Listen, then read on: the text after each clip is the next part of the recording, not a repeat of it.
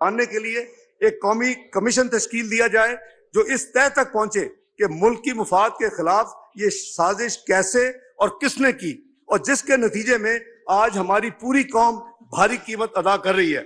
जनाब स्पीकर, मौजूदा हुकूमत को एक बीमार मईशत विरसे में मिली। मैंने आपको इंडिकेटर दर्ज कर दिए हैं और आप इसको 20-22 से मुआवना करेंगे तो आपको नजर आ जाएगा फर्क कितना गहरा है, और 47वीं मईशत उसी से रिफ्लेक्ट हो रही है।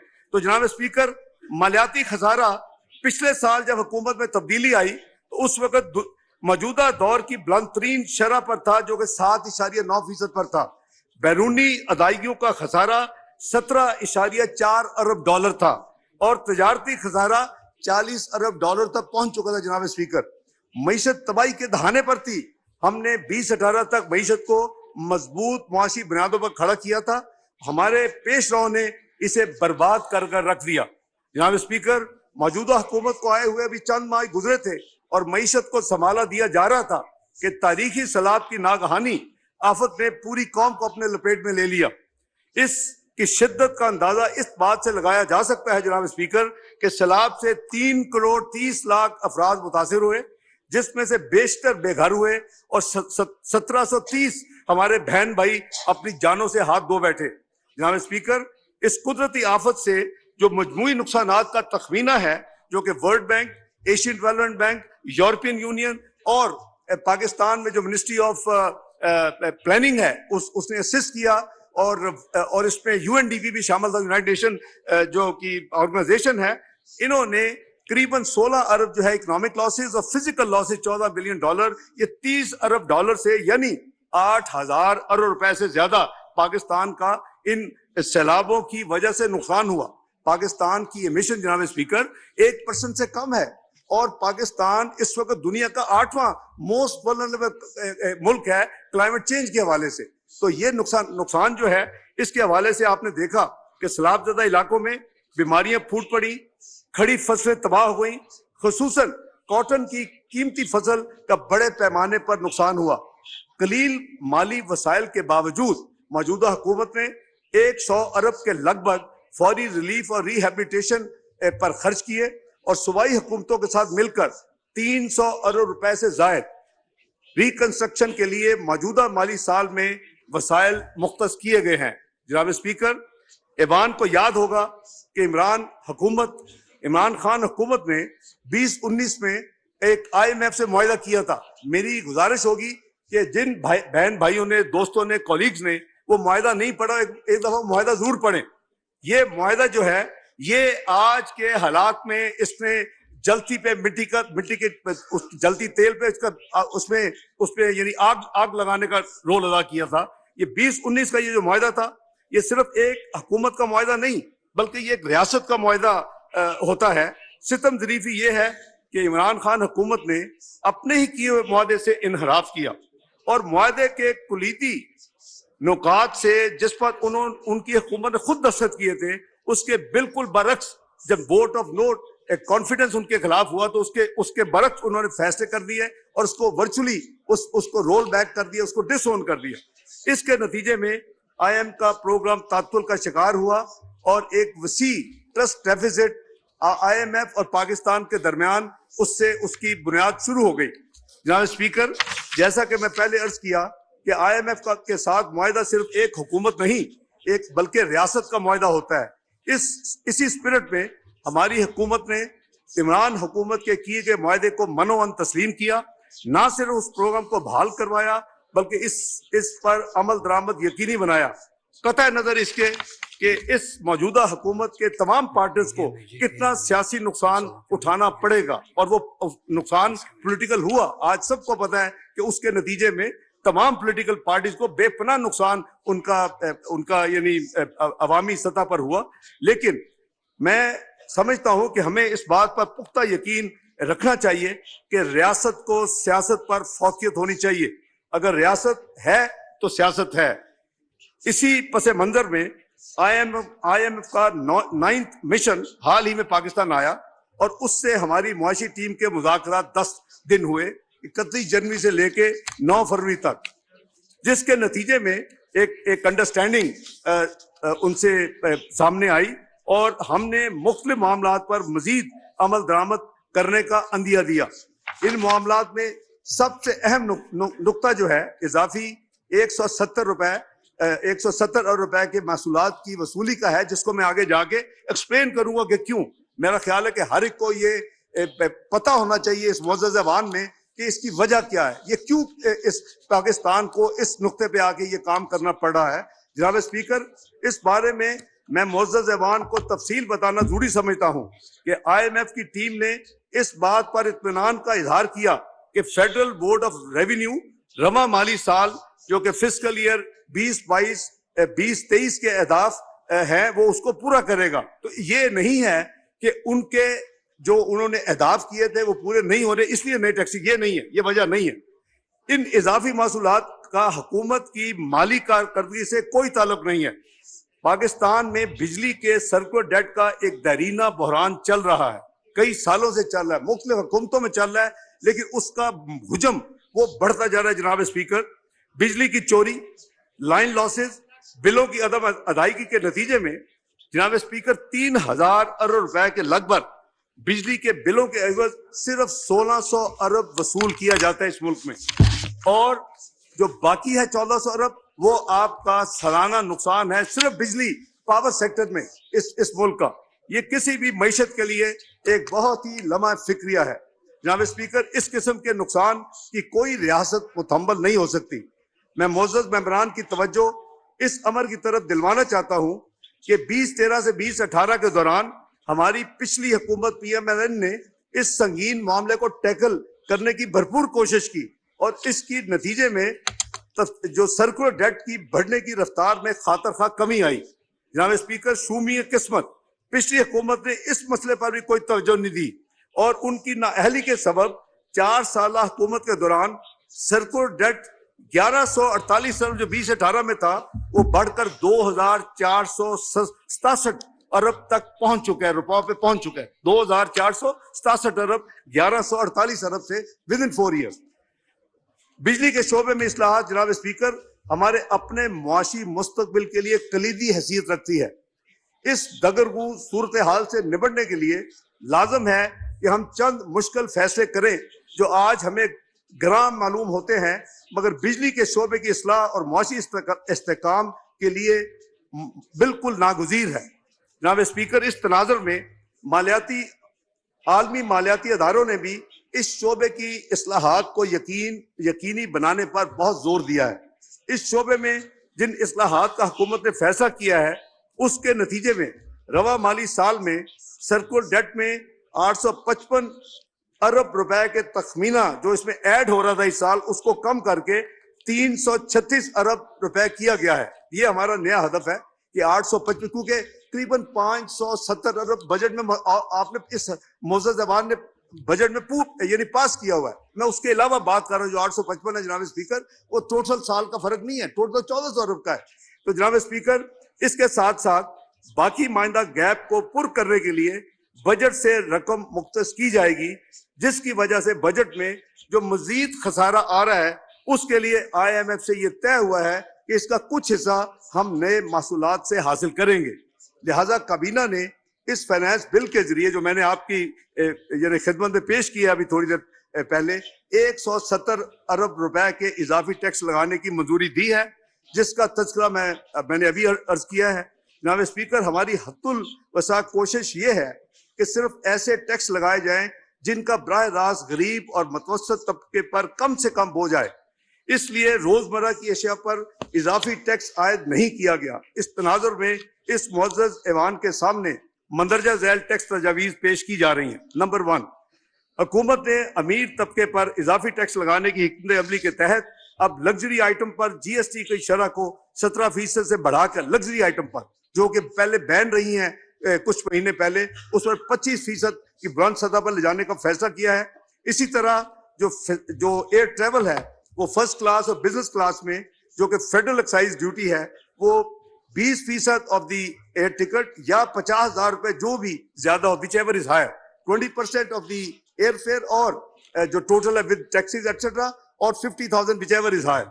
दूसरी, शादी ब्याह की पुरतयश वेडिंग हॉल्स में मुनक्कदा तकरीबात पर भेजा असराफ देखने में और मीडिया में रिपोर्ट होता रहता है। हम सबको सादगी अपनानी चाहिए, इसलिए फैसला किया गया है कि शादी की तकरीबात के बिलों पर 10% की शरह से withholding adjustable advance income tax नाफिज किया जाएगा। नंबर 3, जनाब स्पीकर, वर्ल्ड हेल्थ ऑर्गेनाइजेशन की चंद ऐसी एशिया की कीमतें बढ़ाने की सिफारिश उन्होंने की है जो इंसानी सेहत के लिए मुज़र हैं।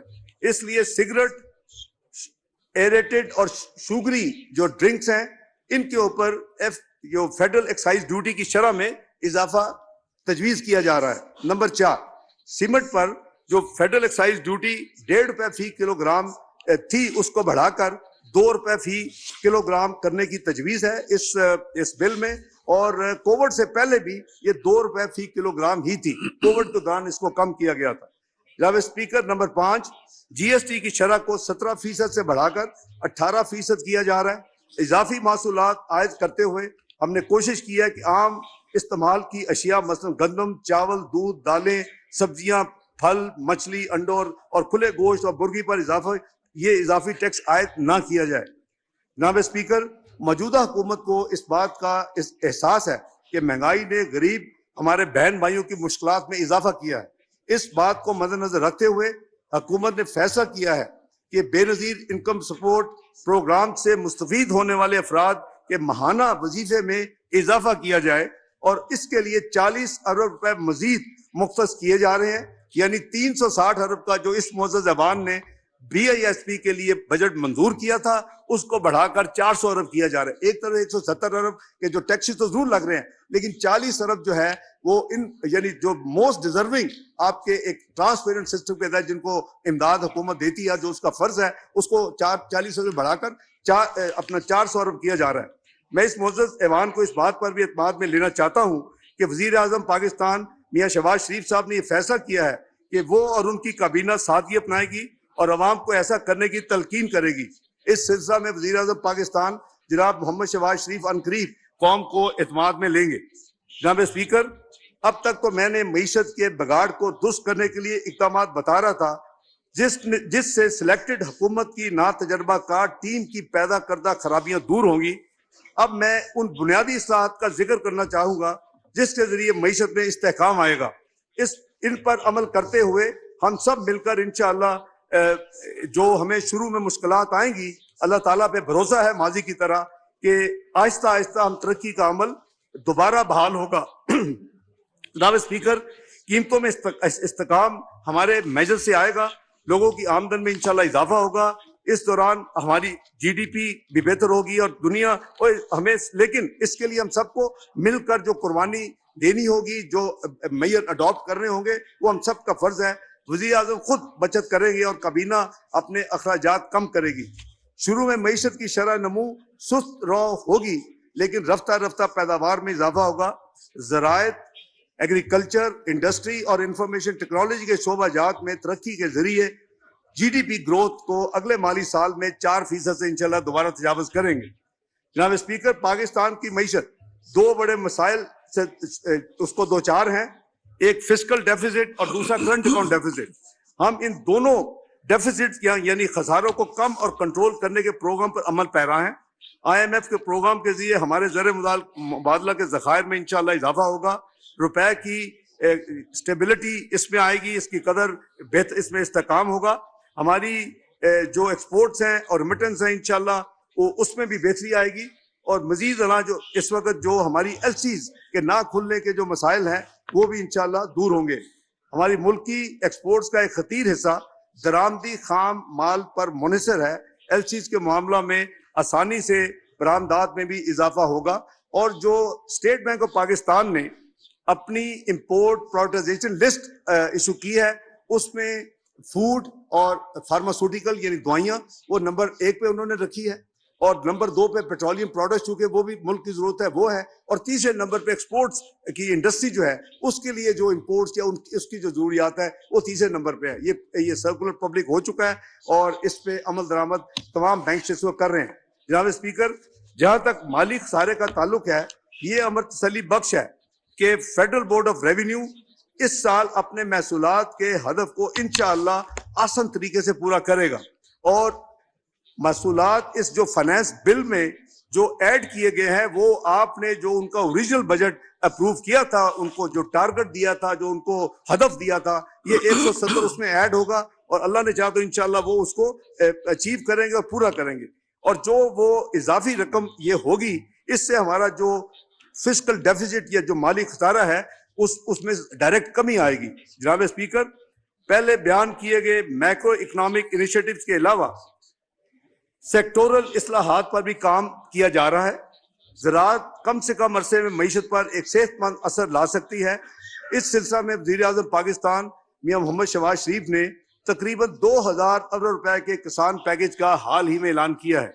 किसान पैकेज के मेन खदोखाल जो हैं वो ये हैं कि इस फिस्कल ईयर में, इस माली साल में 30 जून 2023 तक स्टेट बैंक ऑफ पाकिस्तान ज़री कर्जों का हदफ जो है उसको 1819 अरब मुकर्रर किया गया। इसमें तकरीबन 400 अरब का इजाफा किया गया है और अभी तक लेटेस्ट नंबर जो है वो करीबन 1000 अरब तक ये डिस्पर्स हो चुके हैं। 1819 अरब रुपए में से करीबन 1000 अरब से जरा कम रकम वो डिस्पर्स हो चुकी है। नंबर 2, वज़ीर आज़म ने youth business and agricultural loan scheme के तहत आसान शराइत पर कर्जों की स्कीम की मंजूरी दी है, जिसके तहत इस साल कम से कम 30 अरब रुपए के कर्जाजात फराम किए जाएंगे। नंबर 3, ज़री मशीनरी की फरामी के लिए 6.4 अरब की सब्सिडी मुख्तस की गई है। इस स्कीम के तहत किसानों को ट्रैक्टर्स, थ्रेशर्स, हार्वेस्टर्स वगैरह के आसान कर्जे सस्ते शरह के ऊपर मुहैया किए जाएंगे। नंबर 4, DAP जो खाद यूरिया के साथ साथ बहुत ही इंपॉर्टेंट है, उसकी नेगोशिएट करके उसकी कीमतों में भी नुमाया कमी की गई है और जो इंपोर्ट की गई है उसको उसी जो एक फिक्स कीमत है उसके ऊपर फराम किया जा रहा है। नंबर 5, दरामद करदा यूरिया की कीमत को किसानों के लिए काबिल खरीद बनाने के लिए, यानी कॉस्ट उसकी ज्यादा है और जो इंपोर्ट है वो तो करीबन 3 गुना है उसकी कॉस्ट। जो इस साल इसके फ्लड्स की वजह जनाब स्पीकर वीट भी इंपोर्ट हुई और फर्टिलाइजर भी इंपोर्ट हुआ और इस पे खतीर रकम फॉरेन एक्सचेंज जो हमारी बहुत क्रंच है और बड़ी लिक्विडिटी शॉर्टेज है, उसके बावजूद उस पर बड़ी खतीर रकम इस माली साल में खर्च की गई। 30 अरब रुपए की सब्सिडी इस यानी यूरिया की दरामद के हवाले से, क्योंकि वो इंपोर्ट जो है वो करीबन 6-6.5 हजार रुपए से के करीब है। जो लोकल यूरिया है वो करीबन करंटली जो प्राइस है करीबन 2350 है। तो वो ये तो आप नहीं कर सकते कि दो कीमतों पे लोगों को दें कि ये इंपोर्टेड है तो महंगा है ये, तो उसके लिए 30 अरब की सब्सिडी जो है वो हुकूमत बर्दाश्त करेगी। नंबर 6 जनाब स्पीकर, ज़राअत से मुंसलिक छोटे और दरमियाने कारोबारों को सहल बनाने के लिए 10 अरब रुपए मुख्तस किए गए हैं, यानी उनको स्मॉल एंड मीडियम एंटरप्राइजेज के तर्ज पे एक किस्म का उनको दर्जा दिया गया है ताकि एग्रीकल्चर जो छोटे बिजनेस हैं वो अपनी नशोनुमा उनकी हो सके। जो ज़री कर्जा हासिल करने के लिए आपको याद होगा कि बहुत ज्यादा इस हाउस में भी मैंने देखा कि जो ओरिजिनल बजट जब पेश हुआ मई जून में, तो उस वक्त भी ये डिमांड थी कि जी PIU जो वैल्यूएशन होती है जमीन की जिसके बेसिस पे काश्तकार को कर्जे मिलते हैं वो पर यूनिट 4000 रुपए थी और उसको हमने 10,000 रुपए उसका वैल्यू पर PIU यूनिट को बढ़ा दिया इस स्कीम में, जिसकी वजह से किसान अपनी उसी जमीनों पर बैंकों से ज्यादा यानी रकम अपने कर्जा यानी ले सकेंगे ताकि अपने कारोबार को वो वसी कर सके। नंबर 8, 5 साल तक जो पुराने ट्रैक्टर्स की दरामद की इजाजत भी कस्टम ड्यूटी की रियाती शरह पर दे दी गई है, ये पहले इसकी इजाजत नहीं थी। नंबर 9, हुकूमत ने सोलर एनर्जी से ट्यूबवेल लगाने के लिए रियाती शरह पर कर्जे देने का भी फैसला किया है। रवा माली साल में 75,000 सोलर ट्यूबवेल लगाने का हदफ रखा गया, यानी ट्यूबवेल्स को कन्वर्ट करने का सोलर के ऊपर बजाय बिजली के ऊपर वो हो। दूसरा जो शोबा जिस पर इस हुकूमत की खास इस वक्त तवज्जो है वो आपकी IT और IT एनेबल्ड सर्विसेज है, इंफॉर्मेशन टेक्नोलॉजी। दुनिया में चौथे इंडस्ट्रियल रेवोल्यूशन की शुरुआत हो चुकी है जनाब स्पीकर, जिसमें फिजिकल, डिजिटल एंड बायोलॉजिकल का फ्यूशन है। इन्हीं अवामल को मद्देनजर रखते हुए IT और IT एनेबल्ड सर्विसेज के लिए खुसूसी मराहत का ऐलान किया गया है, जिससे इस शोबा की मुश्किलात हल होंगी इंशाअल्लाह। इस शोबा से मुंसलिक अफराद अपने निजी या कंपनी के अकाउंट में अपनी फॉरेन करेंसी जो उनकी रिसीट्स होंगी 35% तक अपने अकाउंट्स में रखने के वो मिजाज होंगे, जो उनकी बड़ी पुरानी डिमांड भी थी और उनका जेन्युइन एक मुतालबा था। इसकी इजाजत दे दी गई है। आईटी के शोबे के जो टैक्स के मामला को खुश असलूबी से तय करने के लिए जनाब स्पीकर लाहौर, इस्लामाबाद और कराची में इनकम टैक्स के मखसूस दफातर कायम कर दिए गए। जनाब स्पीकर, इस बात की कभी उम्मीद है कि इस तमाम जो हमने एक्शंस लिए हैं या लिए जा रहे हैं, इसके नतीजे में ये आईटी का शोबा मुल्क की तरक्की में हरावल दस्ते का किरदार अदा करेगा।